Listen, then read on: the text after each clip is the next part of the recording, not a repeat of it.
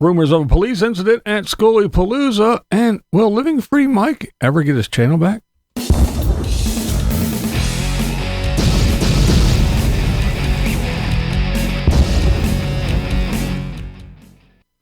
All right, what's up, guys? We're having a heat wave. It's 16 degrees. All right. Mike, he got on the internet, in the interwebs. He got on YouTube and he talked about the future of his channel and what's going on. But more on that tonight at 7 p.m. Eastern on my live stream. We'll talk about Mikey, what happened, how he got swindled, and what he's doing in the future of the Living Free channel. So join me tonight, and we'll talk about that and lots of other things. So be there.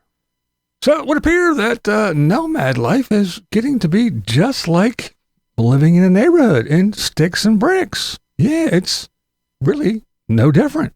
Now, you all have heard me many times. I've been telling you for a while now that you won't be able to escape the real world for long. You know, I told the nomads they're no different. They're just like everybody else. I told you the blissful, perfect utopia that was being portrayed as this grandiose thing, the best life ever. It was all an illusion. When's the last time we heard of a gathering or an event or whatever where there was no drama and nothing going on, anything happening? It's non-existent. It's just like any other gathering in the real world, right? It's not, oh, well, we're nomads and we're better and we don't. No, it's all the same. Someone even go as far as say that it's actually worse because, you know, these people, they really have nothing to lose. They already live in vehicles, right? So now I know what you're going to say, but when any kind of criticism ever is steered their way, they always throw out the same thing every single time. Not everyone is out here by choice.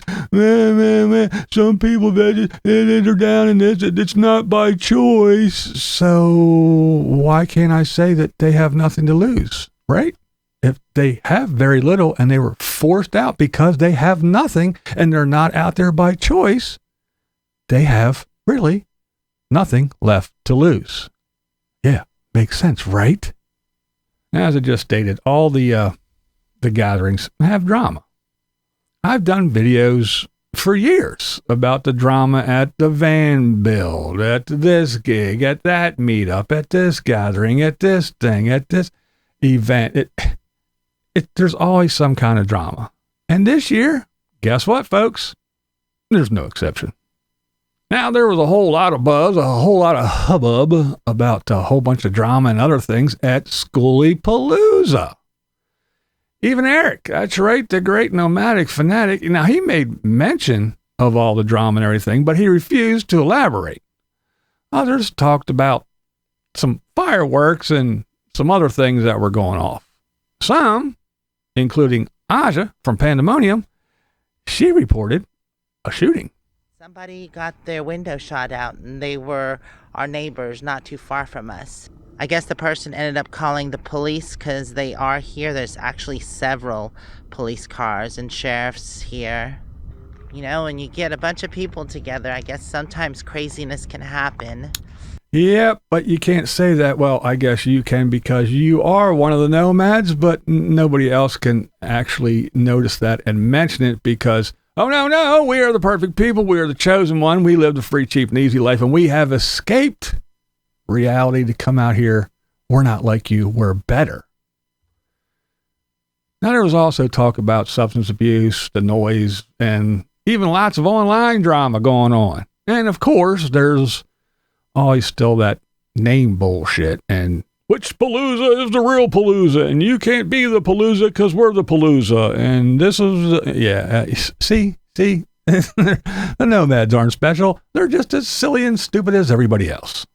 Now we even have the ladies. That's right, all the single traveling females. Yeah, I don't know, I guess it's a nice little tag and it helps to get your channel to grow, but it also gets a lot of negative attention. I mean, just like Wandering Gypsy.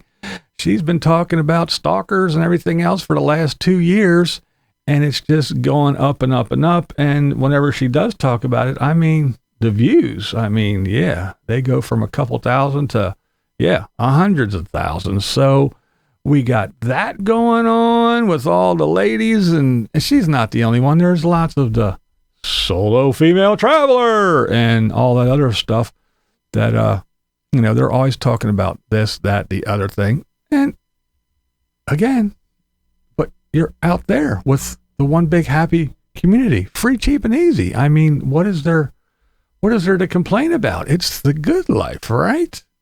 Boondocking with Boomer. Now, he's a fella. He's not a single female traveler, but he was out in down there in Florida at the big RV show, and he was traveling around, went to the Cracker Barrels and stuff, and he's even noticing stuff that, places that used to welcome the RVers and everything, yeah, not so welcoming. So I just anymore. stopped at a Cracker Barrel Herald just to use the washroom, and I noticed they have a sign here. It says no overnight parking per code. I did not know that that was a problem. Yeah, see, well, he's a Canadian. We'll cut him some slack because he's a Canadian, so he's not up on all the stuff that's going on, but he's still a Nomad YouTuber, so he should be following around and watching and hearing about and seeing all the things about the Walmarts and the Cracker Barrels and all the free campsites that are closing down. But I guess everybody's not up on things, and they're not hearing about everything. Now, I do look forward to your angry comments, because I always get the people that tell me how nothing has changed. I've been doing this for 400 years and nothing has changed. Nothing at all. There's still plenty of places to park. There's still plenty of places to camp, and none of the free campsites or the BLM land have been closed. Nothing has changed at all. I can still go to any Walmart in the country, on the planet. I can still do everything I did years and years ago. It's all fabricated lies, and this is the free, cheap, and easy life, and it is far better than you fools living in sticks and bricks amongst people in neighborhoods and cities and things. You're foolish. This is the best life ever. So, again, I welcome your shitty comments. And we all know there's still many that will still perpetuate the false narrative of the living your childlike wonder without a care in the world, as long as you move into a vehicle and escape the rigors of society and the craziness of your silly little neighborhoods. Well, to me, it's very apparent that you all still live in neighborhoods. All you have to do is, what time of year is it? It's the big tent time. It's quartzsite time. It's time. Just go watch the quartzsite videos. Look like pretty close-knit little tight neighborhoods to me. Everybody's right there. You sure you got the neighborhood spread out, but just like city blocks. You come in and you park your RV this way, then your friend comes in and parks their RV this way, then another one comes in and parks this way, and then you leave a little spot for the other ones to come in and park here, and then they park their little side-by-sides over here, and you get your fire circle in the middle. Your little neighborhood. Others take it one step further, and they bring in their little tents and their other little things, and they build little neighborhoods, little communities. I got a tent here for this, and I got a tent to store this, and here's my rig that I live in, and then this little tent is to put this in. And then you can come over and you can park here, and you got your own little square of little buildings and vehicles and your little fire pit in the middle. Your own little neighborhood. So, yeah, look. All you got to do is just listen to the RVers that look for free places, and they complain about the shrinking options. You don't even have to listen to the poor, lonely, old, broke-ass mobile hobos. Go over and watch some of the rich folks. That's right.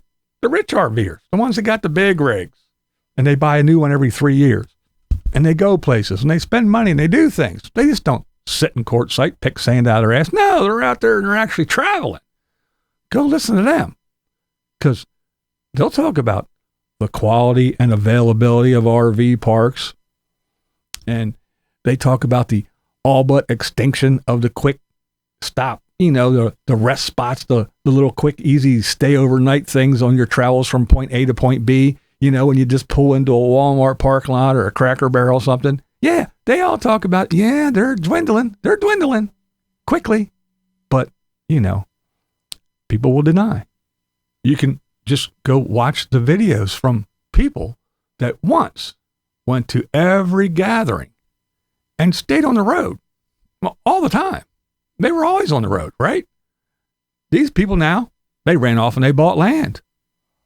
They go to fewer gatherings and they talk about leaving. As soon as they get there, they're like, yeah, maybe it's time for us to go. Maybe we should just move along. Yeah, it's getting kind of crazy. Maybe we should just go. I think it's time for us to go. Because all kinds of crazy shit, drama and crime and everything else is going on. Now, it's not me saying these things. It's the full-timers. See, I just observe and tell my opinion. And I speak about what I see and what I hear people talk about. I've just noticed the trends over the years, looking from the outside. That's what I do. And I've had conversations with people that once waited with bated breath in anticipation for time to go to Quartzsite and Ehrenberg and other places around there that say, I'm done. I'm not going anymore. They ruin shit. Don't get me started on the deniability and lack of claiming responsibility for anything, because I've been saying this for years too. It's not us. It's the locals. It's the locals. They're framing us.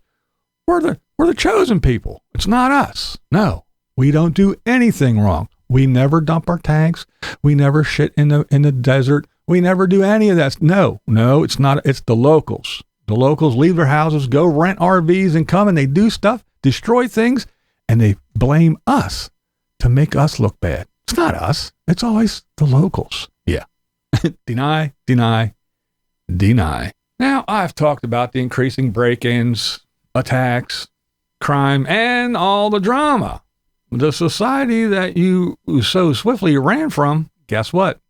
Found you. Your little utopia is being overrun by those that snuck across the border and those forced out of their jobs and homes by the ever-rising cost of inflation.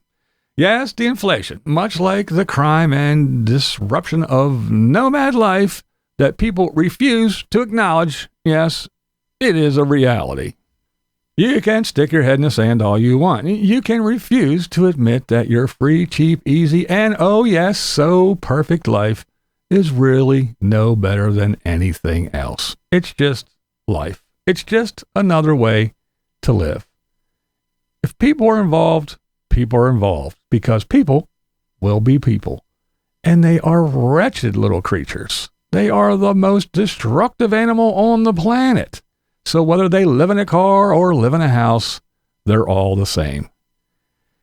So keep your head buried in the sand. That's fine, because reality has a funny way of slapping you with a wake-up call. The question is, will you wake up too late? Okay, this is BlindViews, and that's the way I see it. What we do here is go back.